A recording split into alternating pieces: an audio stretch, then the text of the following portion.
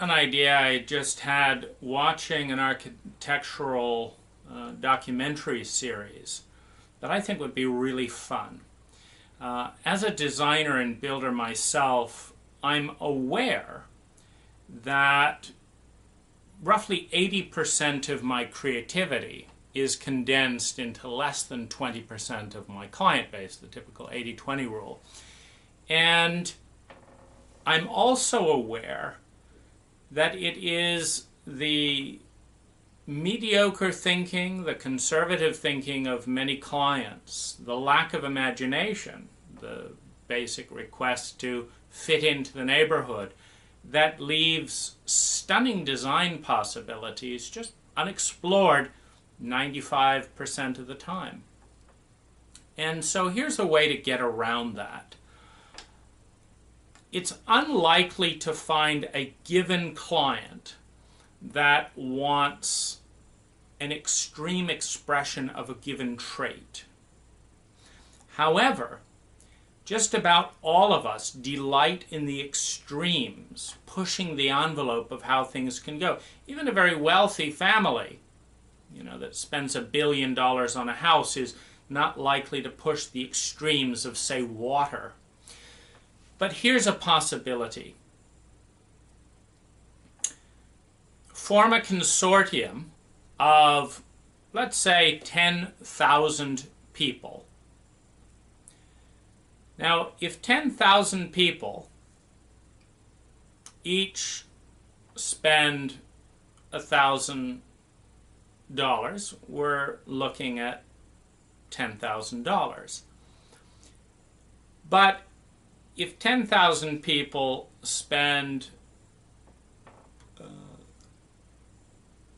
let's say, 100,000 or 1,000,000, or let's say 1,000,000 people each spend 1,000. This could be a little bit more workable. 1,000,000 people each spend 1,000. We've now got $1 billion. Now, with $1 billion, we should be able to create a series of themed developments over the world that explore. First of all, we can vote on them, and secondly, explore intense themes. For example, a house of water. Now, within the house of water, you'd have every expression of color, every expression of sound, every expression of swimming, diving, different temperatures, bathing, every kind of expression imaginable within water, water against stone, water against glass. Now, this is a little bit of a Cirque du Soleil type concept where you have a symphony. You have a symphony of possibility that is not tailored to daily life. Meaning, who wants to live, if you want some peace and quiet, in a place where half the rooms have water sounds? But every single person wants to look at it once, or spend an evening, or perhaps a weekend. And this becomes the economic model for these things, because you can have 1,000,000 homes that are suitable for average living, and you're never going to have one that is this extraordinary. So how does the consortium manage it? So you've got the 1,000 million, which is your billion, as your cash flow.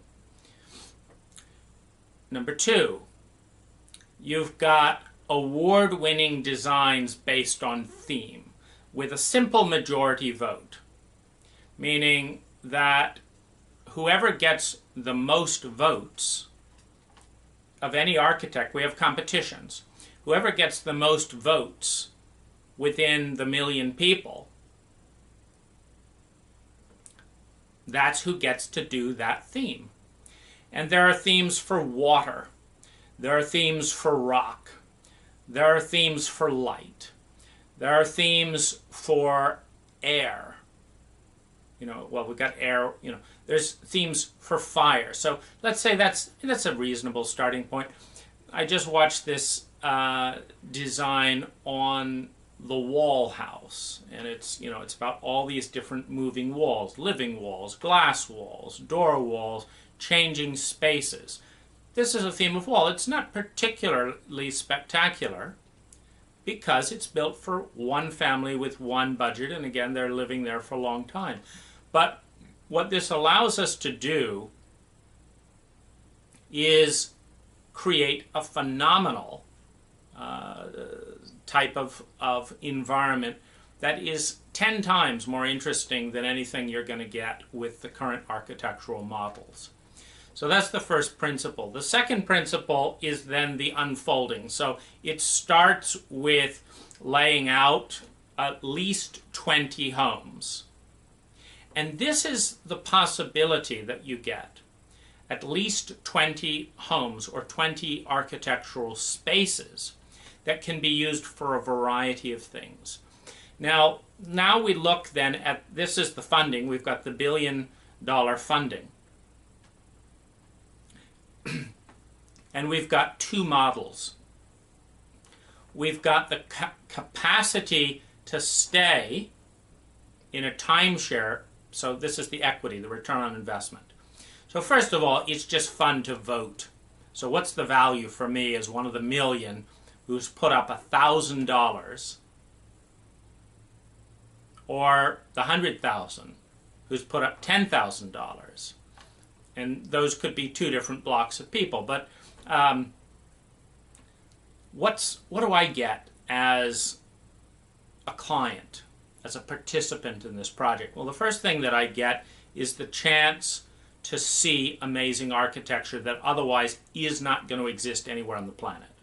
The second thing that I get is the chance to vote. The third thing that I get is the chance to contribute ideas. It's not just, you vote on an architectural team based on their core concept, but you can also, as a subcategory, elevate certain ideas within that theme. In other words, this is my best idea for water that I'd like to nominate for one of the positions of water in the space. And if those sub-ideas get votes, again, it's very interesting to participate in that. Now, thirdly, what I get is the space and time to stay in one of these houses. So I get 24 hours to a week, depending on my participation, etc., in the house of my preference, because it's kind of like a timeshare, meaning the entire project will have different properties, and I get, sometime in the next 10 years, an opportunity to stay in a building of this nature of my choice.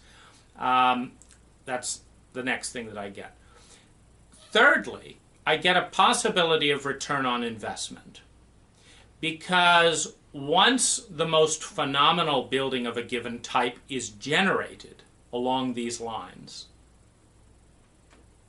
my share will probably, let's say 65% probably, and if it goes well, it's 100%, but they don't always go well. Probably, I'm going to be able to sell this for 1, 2, 3, 5 times more than I invested, so that I've had the opportunity to contribute to a great idea, because that's the other thing that I get. Something amazing exists because I helped to make it happen. That's a sense of legacy, a sense of significance. I also, of course, have inspiration. My own home is likely to be changed. Another, of course, element is the art around it. That every investor receives the rights to print and display the art of this space. Now that art, the art of the most exceptional, extravagant, nuanced architecture in the entire world, the right to display that art, A, B, participate in it, socially, etc., in whether it's my business or my home, is another benefit that costs nothing. Meaning anyone can, you have the right to print and work with it and display it, but it does not cost the project, other than the photography. Now, there's also other income sources and values. So that's what I get as a stakeholder, the ability to film myself, I have film rights and visiting rights for a certain number of hours based on my contribution in the property of my choice, sometime over a period of time. So I have that and those lists.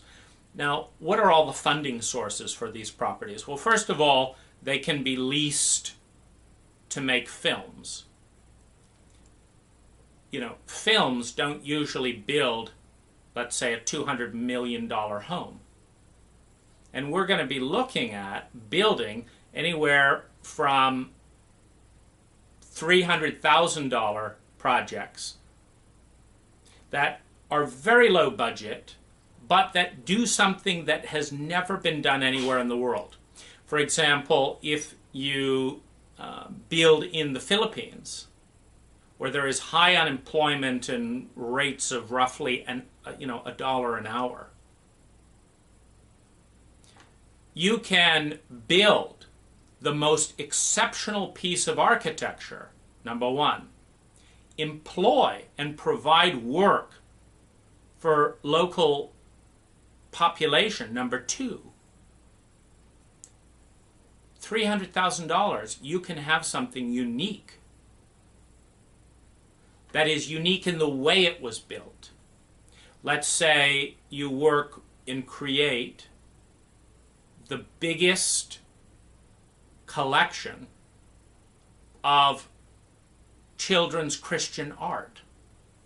Everyone's Catholic in the Philippines. Everyone's drawing and doing stuff. What if you create a gallery of 100,000 pieces of Christian school art with the stories of each person, and build an Adobe maze, and you get to spend time in that Adobe maze? And it does not exist because a family is not going to commission that.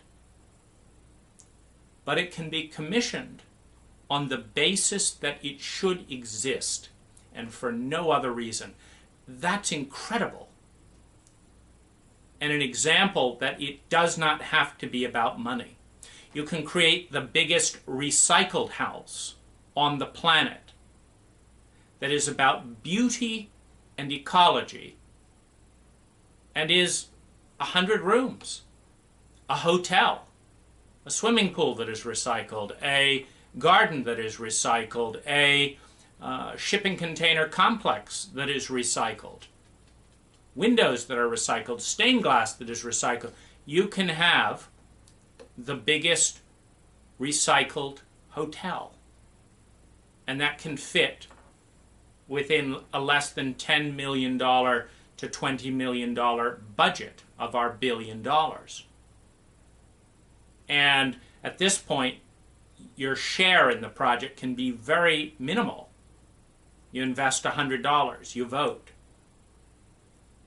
You offer to provide, costs of this. So you have a wide range of budgets. You have a wide range of locations. You have a wide range of themes. But the purpose is beauty, stunning beauty. The purpose is to create, to participate. We have different value level experiences. Something might be exceptional because it's never done building. You can have a chanting, a piece of chanting architecture where monks participate to chant and lay with sand intentions and prayer. And the architecture is the prayer that is ongoing. And the cost is the funding of the temple of prayer, where the budget is the sustenance to the monks. And you can go there and participate in the prayer. This is phenomenal. It will never exist otherwise. And so the core concept is themes. Themes and 10x thinking. The next part of the piece is, of course, the architecture. The chance for artists and creatives of all kinds to participate in this project, because there are great architectural minds that do not have great commissions because of the conservative nature of politics. Some of these things are risky. Even as I find myself mentioning, the dollar an hour of the Philippines, I'm aware that while the economic reality is an incredible boost to some of these economies, and a great opportunity to participate in something a country can be proud of, to create great architecture. The overtones, politically speaking, is that racist, is this. It's something that politicians won't touch because people might get the wrong idea. Yet with $1 billion and the goal of doing nothing less than 10 to 100 times more interesting architecture than anything that's ever been done, it provides a boon for architects. Now, income sources for this project. Free media. When you do 10x architecture that trumps anything being done anywhere in the world, you've got unlimited free media. Travel destination. Building economies in touristic places, in places that do not exist. Because one of the downsides with popular tourist places today is they deserve to be popular, and so they're flooded with tourists. But it's not fun to be flooded with tourists, to have so much traffic you inch along, to, not to have a moment of silence with some of these spaces. And so creating in undeveloped areas has two benefits. It is the tourist attraction, number one. Number two, it's off the beaten track, so you have more space to enjoy it. Number three, land costs are cheap because everyone is not competing in the way they are for top tourist destinations. You can provide more to a local economy. So the economics are, one, bringing wealth to regions that need that, using that for conservation as well as a possibility. You've got film sets. When you've got one-of-a-kind architecture and a film wants to do something along those lines, you've got an enormous possibility of income for a week, a month, a year, periodically, to supply a film destination. You've got the funding from members. You've got the opportunity for people to become major investors, as in become a summer home. So, for example, you create 20 world-class homes, and a Buffett, a Gates, a Bezos, etc. wants to live in one of those homes for a month, a year. And so they buy out the timeshare, for $100 million for that building a month, a year. And that money then goes back into the pot to create more exceptional spaces. There is an unlimited amount of truly exceptional spaces, including the possibility of participating in the first space hotel. This is something that, if it's intelligently managed, will generate more money for all concerned at the end of it than at the beginning. So if you have $1 billion to begin with, and every person gets to participate in an exceptional project, architects get to build things they otherwise can't build. New tourist destinations get created. Whole communities get to participate in whether it's constructing or creating art for, etc., given projects. And at the end of this, at the end of all the revenues from film, as the end of all the revenues for seeing, at the end for all the niche businesses that may buy into to embellish a given location, at the end of any sponsorships, where certain experiences within the architecture can have sponsorships, certain rooms, certain water sculptures, certain volcanic type eruptions and working with fire, certain art, etc., can have sponsorship. At the end of that, rather than there being $500 million, there's $1 billion, or rather than being $1 billion, there's $2 billion or $10 billion. And that's the point when it can be taken to another level. So this is an idea that requires a voice. It requires a blockchain network of participation, and it unleashes a capacity to work on a governmental level, meaning governments that are at all intelligent will compete to have one of these projects in an area of their country that needs developing. I mean, let's take a desert and a concept, because the next level of participation in these projects is to transcend current transportation and infrastructure. Imagine a river with an underground cave system that arrives at a building, and that becomes part of the journey, or the portable flying cars, where much like Disney got its own network within Florida. They made a commitment to spend $500 million. And on that basis, Disney has the legal rights to police its properties, run its own nuclear power plant, to have its different security, its own training.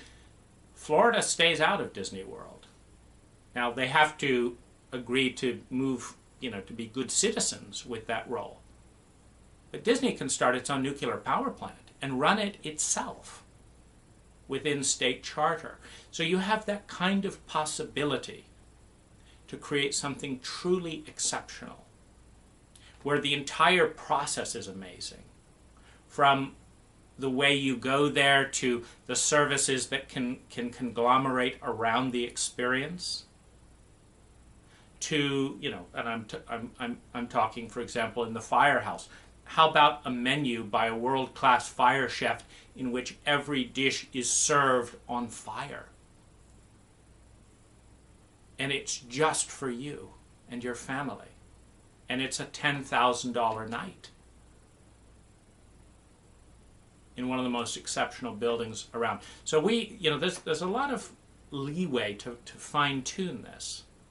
But the key paradigm is participation via app and voting on the best architects in the world, or the most creative and motivated architects in the world, competing to put their project on this platform as a concept. So this is, because this staging is the most delicate part of it. The trust, will it happen, will it not, will you get your money back, etc. And so when you're dealing with a $1 billion budget, you have an intelligent approach is to not spend more than $100 million on a given infrastructure initially until it cash flows. But with $100 million bets that each have a 80-90% probability of cash flowing and doubling in value, what you're doing is you're minimizing the risk, because there's going to be a dud. There's going to be a government that cracks down and won't allow you to access the property in the way that would make it, 10 times more interesting. Or there's going to be, a labor strike on, and it's bogged down. So that has to be anticipated. But when you have the platform in which world-class architects who have longed to create $10 million to $150 million projects with their own initiative, meaning these are not falling, we're not asking these architects to fall within current zoning laws. First, the project is priced and designed as the architect would like. Second, it's voted on. Thirdly, it's funded by the public in an international framework. And the last step is placement, where this project is now shopped around to governments and regions and states with the question, who wants 10, 20, 30, 40, 50, 100, 150 million invested in your community? Who wants to be on the network of the most exceptional architecture ever built? In an optimum scenario, free land, tax abatement, meaning no tax, free land, and the right to build anything you want as long as an insured engineer certifies that within this protocol the public will be safe. That's it. That's the only requirement. This is light years ahead of the absurdity of me being told by Marin County in California it would take 3 years and $30,000 to build the house I don't want because of bizarre building codes that have nothing to do with engineering, common sense, or even how I want to live. So we have this opportunity where an architect can build their reputation, where an architect can have a lot of fun and the engineering and parts can come separately. And so the process, building the model, funding it to initial stage. The last bit of bidding and building, of course, comes when it's placed, because location has an enormous impact on labor costs, on material costs, on transportation costs. But this has the possibility to create a truly phenomenal architectural revolution that is people first, you and I, $1,000, $10,000 at a time. It's a beautiful framework for great architecture.